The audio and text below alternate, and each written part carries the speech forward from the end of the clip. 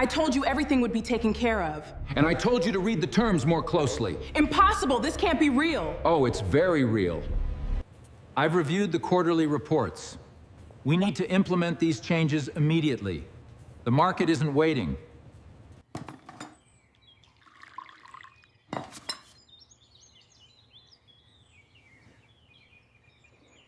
You told me they'd forgive it. You were wrong. This legacy is ours to reclaim. He's right. It's time to pay. Look at this entry. It can't be. It's right here. My family. We found it. I truly understand now. Thank you. It means everything.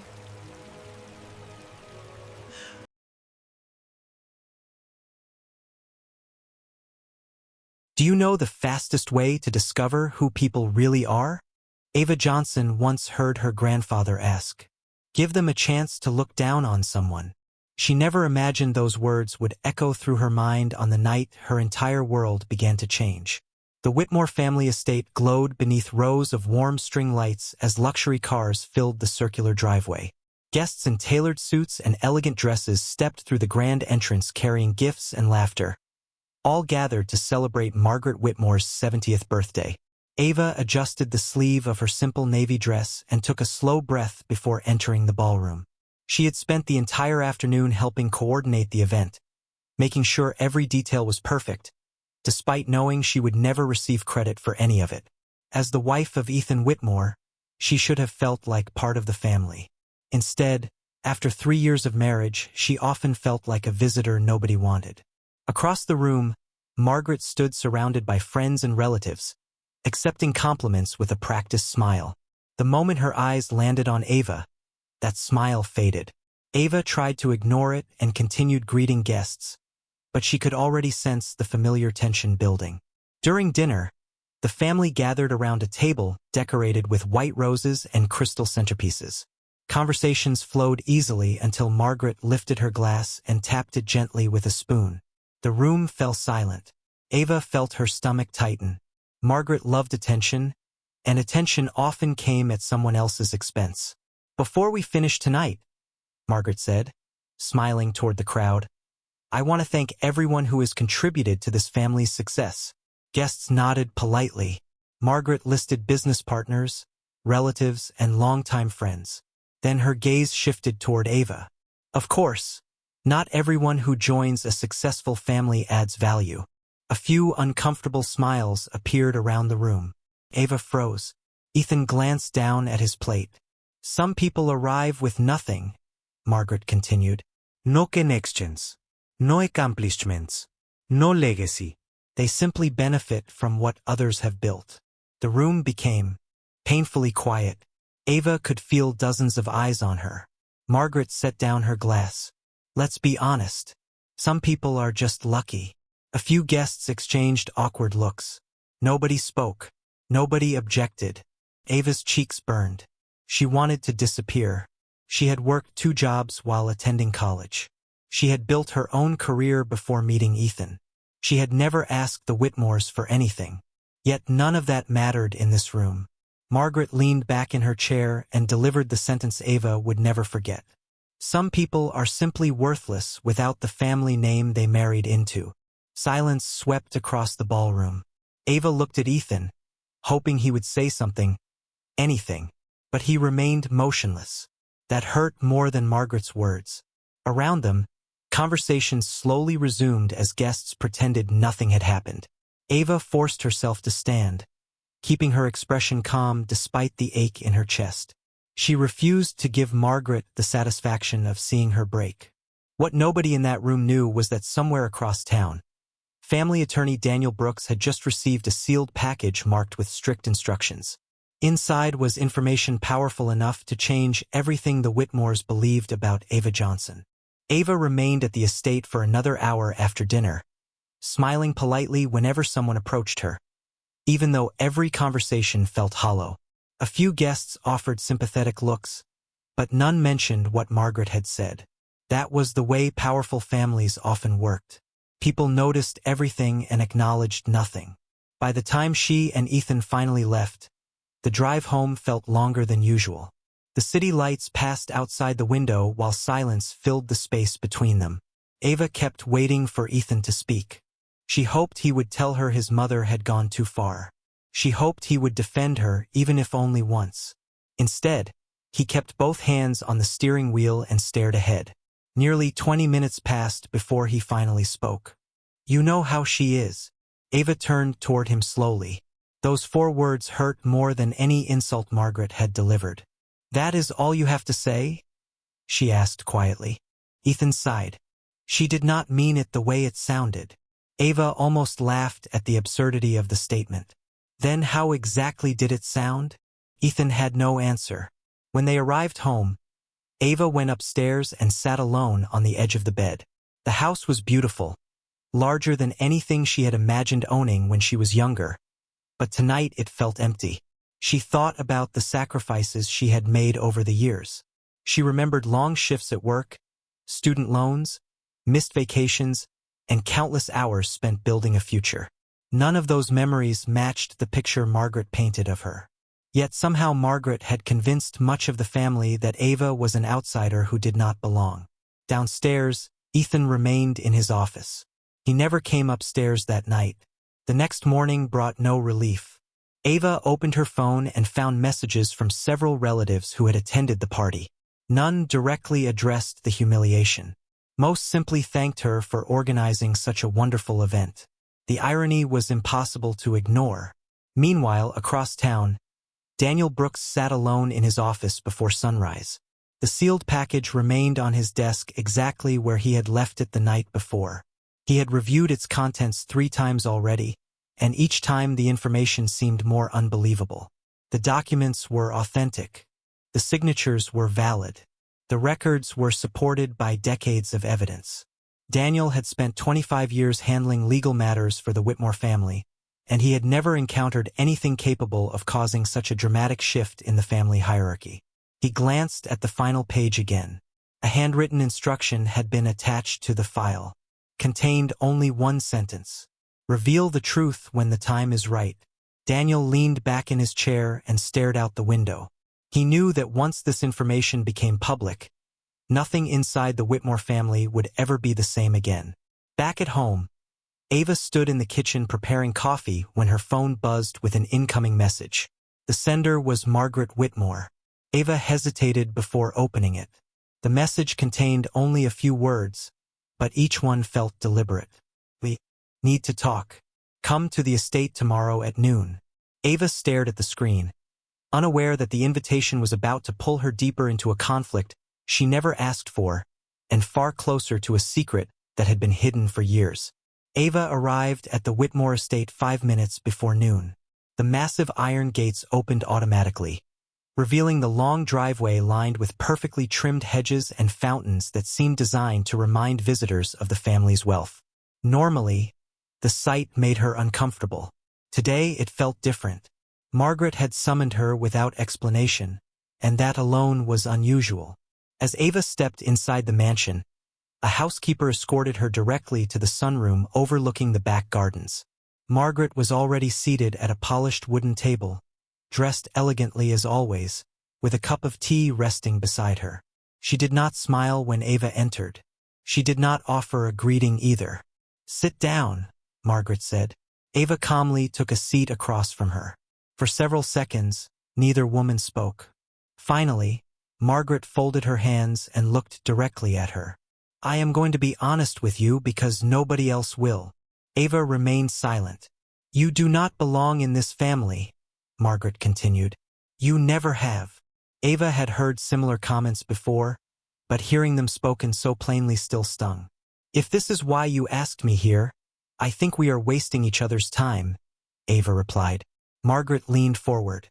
"You think this is about feelings. It is not. This family has a reputation, responsibilities, and a future. Ethan deserves someone who strengthens that future." Ava met her gaze. "And you believe I do not." "I know you do not," Margaret answered coldly. "You bring nothing that matters." The words landed heavily, but Ava refused to react. Margaret seemed frustrated by her composure.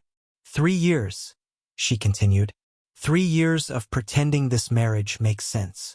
Ava slowly stood. If that is all you wanted to say, I am leaving. Sit down. Ava paused. Margaret opened a folder resting beside her chair. There is something else. For the first time, Ava noticed several documents inside. Margaret slid a single page across the table. I have spoken with advisors, she said. There are ways to make transitions easier for everyone involved. Ava looked down. The paper outlined a financial settlement. Margaret was offering money, not a small amount either. It was enough to buy a house outright in most American cities. Ava stared at it in disbelief. You want me to leave Ethan? I want you to stop standing in the way of his future. Ava pushed the paper back without reading another word. You cannot buy my decisions. Margaret narrowed her eyes. Everyone has a price. Not everyone. Ava turned and walked toward the door. Behind her, Margaret spoke one final sentence. You should take the offer before circumstances change. The remark lingered in Ava's mind during the drive home. It sounded less like advice and more like a warning. Meanwhile, several miles away, Daniel Brooks sat inside a private conference room reviewing the mysterious file once again. This time, he noticed something he had overlooked before. Tucked between two legal records was an old photograph. The moment he saw it, his expression changed completely. He immediately reached for the phone and called his assistant. Clear my schedule for next week, he said. I am going to need a family meeting. How many people should be invited? The assistant asked. Daniel looked at the photograph one more time before answering. Everyone. This affects all of them. The following week felt strangely different. Ava could not explain why, but ever since her meeting with Margaret, a quiet sense of unease followed her everywhere. It was as if pieces of a puzzle were moving behind the scenes while she remained completely unaware of the picture they would eventually form. Ethan seemed distracted as well. He spent more time answering calls in private and less time speaking about family matters. Whenever Ava mentioned Margaret's settlement offer, he changed the subject. That silence created a distance between them that neither seemed willing to address. 3 days later, Ava arrived at work and discovered something unexpected. One of her colleagues approached her with a curious expression. I saw your name in the society section this morning, she said. Ava frowned. What are you talking about? Her colleague handed over a local newspaper. Near the bottom of the page was a short announcement stating that the Whitmore family would be hosting a private gathering the following weekend. What caught Ava's attention was the guest list. Family members, business partners, legal representatives, trustees, advisors. It looked less like a celebration and more like a major corporate meeting. Her name was included among the attendees. Ava had received no invitation. That evening, she returned home to find an envelope waiting on the kitchen counter. The Whitmore family crest was embossed across the front. Inside was a formal notice signed by Daniel Brooks.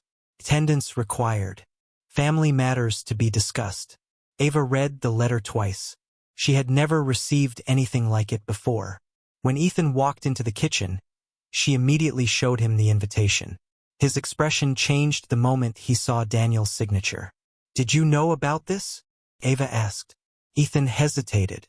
Mother mentioned there might be a meeting. About what? I do not know. Ava studied his face. He appeared nervous, which only deepened her concern. Meanwhile, across town, Margaret sat inside her private study, reviewing financial reports when her phone rang. The caller ID displayed Daniel Brooks. She answered immediately. Daniel, I wanted to confirm your attendance this weekend. Of course I will be there. There was a brief pause. Good, Daniel replied, because everyone needs to hear this at the same time. Something in his tone unsettled her. What exactly is this about? She asked. You will find out soon enough. Before Margaret could ask another question, the call ended. For the first time in years, she felt uncertain. Later that night, she opened her private records and began reviewing decades of family documents. She could not explain why, but instinct told her that Daniel had discovered something significant. The weekend finally arrived. One by one, members of the Whitmore family gathered at the estate. Luxury vehicles filled the driveway. Trustees arrived carrying briefcases. Advisors whispered among themselves. Nobody seemed to know the reason for the meeting. Ava stepped into the mansion and immediately sensed the tension in the air. Conversations stopped when people entered certain rooms. Curious glances followed her wherever she went. Then she noticed Daniel Brooks standing near the grand staircase holding a thick leather folder. Their eyes met briefly. Daniel offered a polite nod, but his expression revealed nothing. Whatever was inside that folder had already changed the way he viewed everyone in this house. The only question remaining was how much longer the secret could stay hidden. By early afternoon, every seat inside the Whitmore estate's grand conference room was occupied. Family members sat alongside financial advisors, trustees, and longtime associates who had worked with the Whitmores for decades. The atmosphere felt unusually formal. Even those who normally enjoyed socializing spoke in hushed voices. Ava took a seat near the far end of the polished table while Ethan sat beside her. Across the room, Margaret appeared confident as always, greeting guests and accepting compliments with effortless grace. Yet Ava noticed something different. Margaret kept glancing toward Daniel Brooks and the leather folder resting beside him. It was the same folder he had carried throughout the week.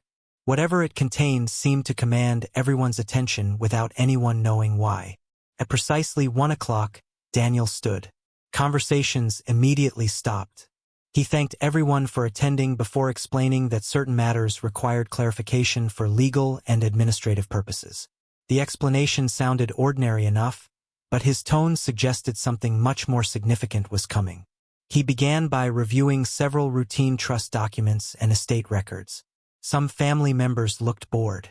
Others checked their phones. Margaret gradually relaxed, apparently believing the meeting would amount to nothing more than procedural housekeeping. Then Daniel paused. He opened the leather folder and carefully removed a sealed envelope. The room became noticeably quieter. "The next matter concerns records that were recently delivered to my office," he said. Several heads turned. Margaret's expression tightened. Daniel continued. "These records were accompanied by instructions requiring that they be presented to the entire family together." A trustee sitting near the window frowned. "What kind of records?" Daniel looked around the room before answering. "Records connected to the Whitmore family history." That single sentence changed everything. Nobody looked bored anymore. Ethan straightened in his chair. Ava felt her pulse quicken. Margaret folded her arms. "Why have I never heard about these records?" she asked. Daniel met her gaze calmly. "That is one of the questions we will be addressing." The response seemed to irritate her. Before she could press further, Daniel lifted several documents from the folder. "Before proceeding, I want to establish one important fact. Every document I am about to discuss has been independently verified." The room remained silent. Daniel placed a photograph on the conference table. Those seated nearby leaned forward to see it. Ava could not make out the image from where she sat, but she noticed several relatives exchange confused looks. One elderly family member suddenly whispered, "That cannot be possible." Another person shook his head slowly. Margaret's confidence appeared to fade for the first time. "Daniel," she said firmly, "perhaps you should explain exactly what this is about." Daniel nodded. "I intend to." He gathered the documents and looked toward the entire room. "However, before revealing the complete record, everyone needs to understand that certain assumptions accepted by this family for many years may not be accurate." The statement landed like a thunderclap. Ava exchanged a glance with Ethan. Nobody seemed to understand what Daniel was implying. Yet one thing was becoming increasingly clear. The meeting was no longer about business. It was about a secret buried deep within the Whitmore family, and whatever truth Daniel had uncovered was large enough to shake the foundation of everything they believed. Daniel allowed the silence to settle before continuing. Every person in the room seemed focused on the documents in front of him. He picked up the old photograph and carefully held it where everyone could see. The image showed two people standing outside a modest brick building more than 30 years earlier. Most family members looked confused. Then one elderly uncle leaned forward and narrowed his eyes. "I know that place," he said quietly. "That was one of the company's first properties." Daniel nodded. "Correct." He placed the photograph beside several legal records. This photograph was taken during a transaction that later became one of the most important moments in the history of the Whitmore family wealth. Margaret shifted in her seat. "I still do not understand what this has to do with anything." Daniel opened another document. For decades, the family has operated under the assumption that a particular business acquisition was funded entirely through Whitmore capital. Several trustees nodded. That version of events had been accepted as fact for years. Daniel continued. "The records show otherwise." A low murmur spread across the room. Ava listened carefully, trying to understand where this was leading. Daniel produced bank statements, contracts, and notarized agreements.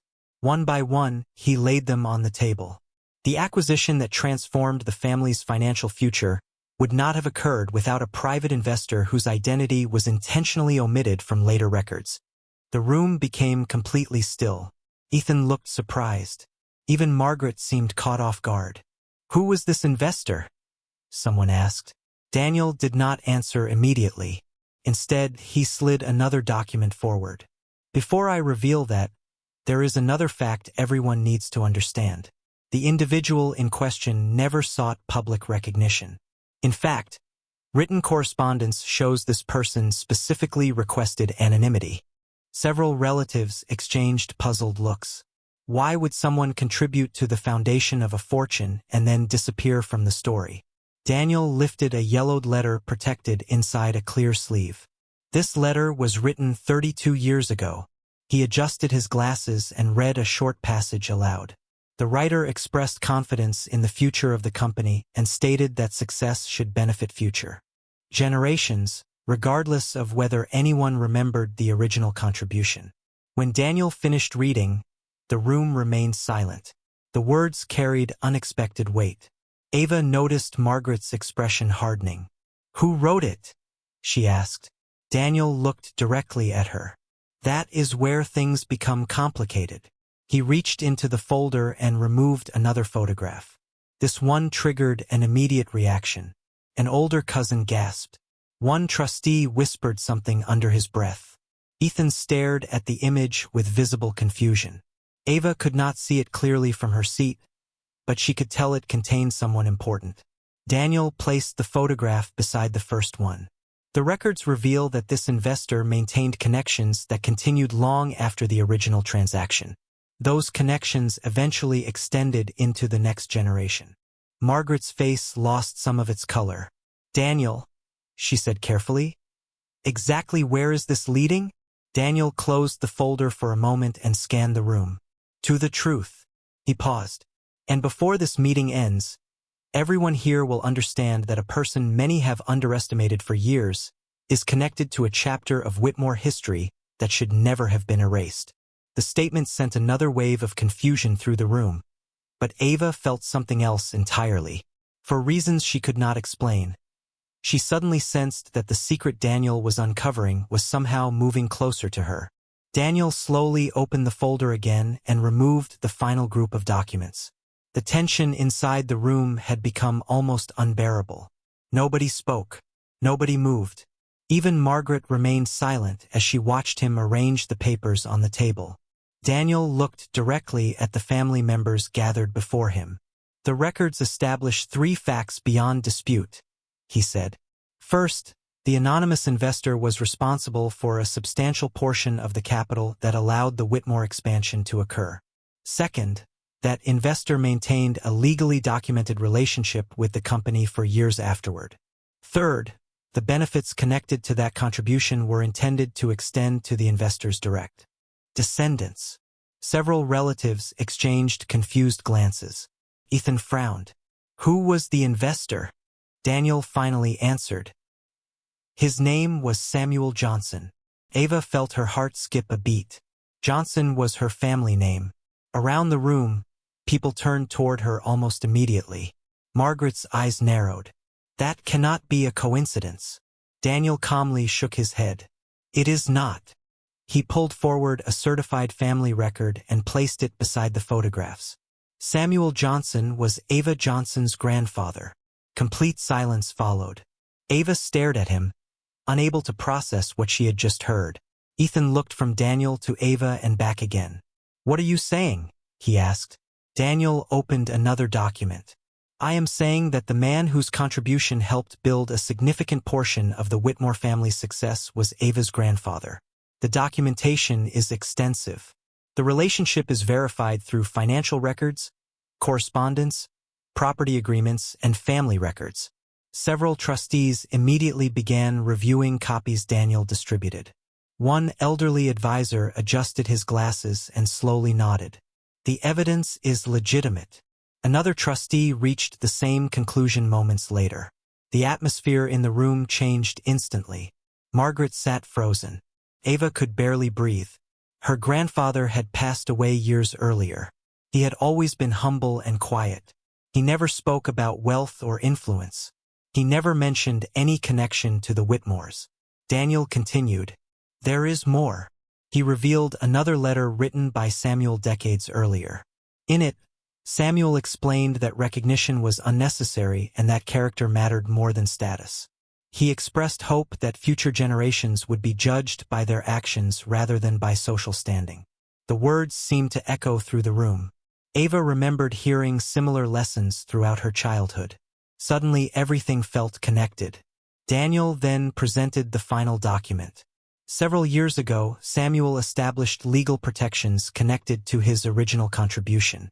Those protections remained dormant because nobody realized they still existed. Margaret leaned forward. "What protections?" Daniel looked directly at her. "Protections that identify Ava Johnson as a recognized beneficiary of assets connected to the original investment." Audible gasps spread through the room. Ethan's eyes widened. One cousin nearly dropped the papers in his hands.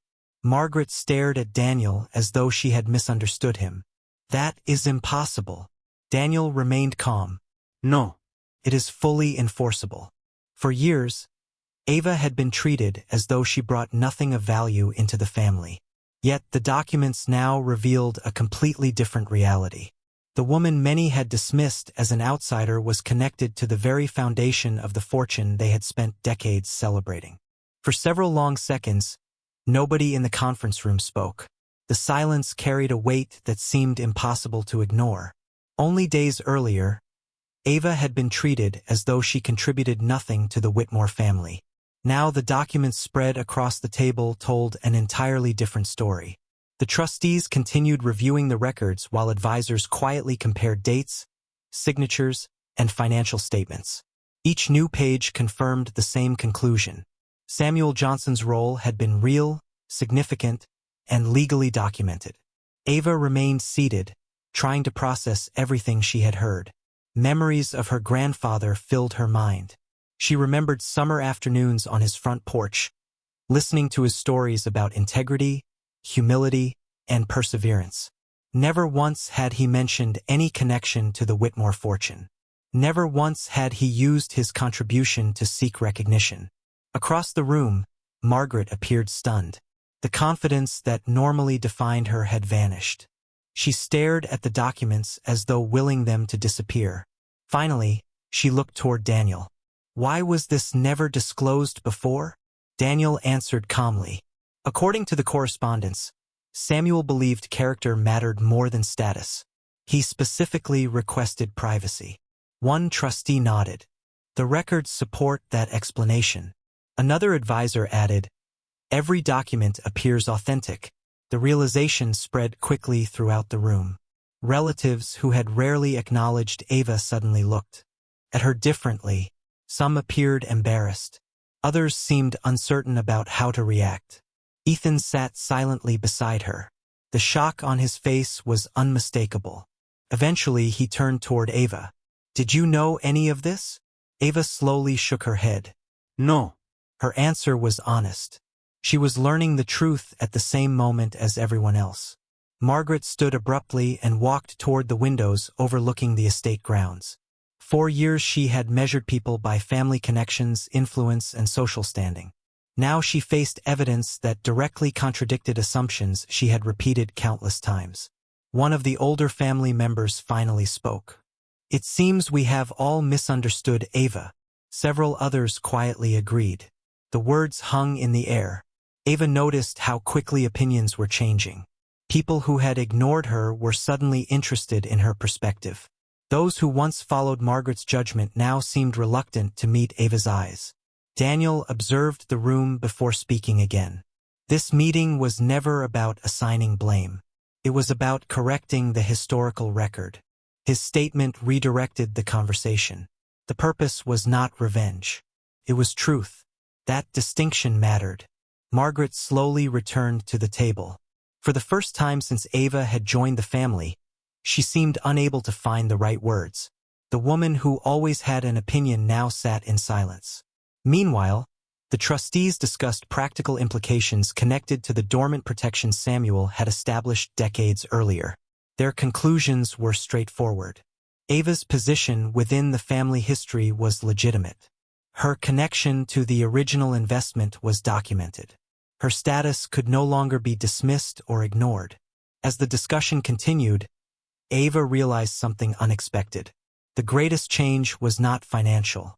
It was emotional. The assumptions that had defined her place in the family were collapsing one by one.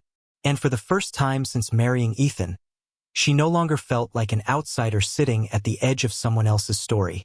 The meeting ended hours later, but its impact continued long after the last document had been reviewed. One by one, relatives approached Ava. Some offered congratulations. Others apologized for assumptions they now regretted. Ava accepted their words politely, yet she understood that the truth had not changed who she was. It had simply revealed who she had always been. As guests gradually left the estate, the grand conference room grew quiet. Ethan remained beside her, struggling to find the right words. Finally, he spoke. "I should have stood up for you long before today." Ava looked at him for a moment. She could hear the sincerity in his voice. "Yes," she replied gently. "You should have." Ethan lowered his eyes. He understood that some mistakes could not be erased by a single apology. Trust had to be rebuilt through actions, not promises. Across the room, Margaret remained seated alone. The woman who had spent years judging Ava now appeared older, smaller, and strangely uncertain. Eventually, she stood and walked toward her daughter-in-law. Several family members watched quietly. Nobody knew what would happen next. Margaret stopped a few feet away. For the first time since Ava had entered the family, there was no arrogance in her expression. "I was wrong," she said softly. The words surprised everyone. Margaret Whitmore was not known for admitting mistakes. Ava remained silent as Margaret continued. "I spent years believing I understood what made a person valuable. I thought status, connections, and reputation were everything."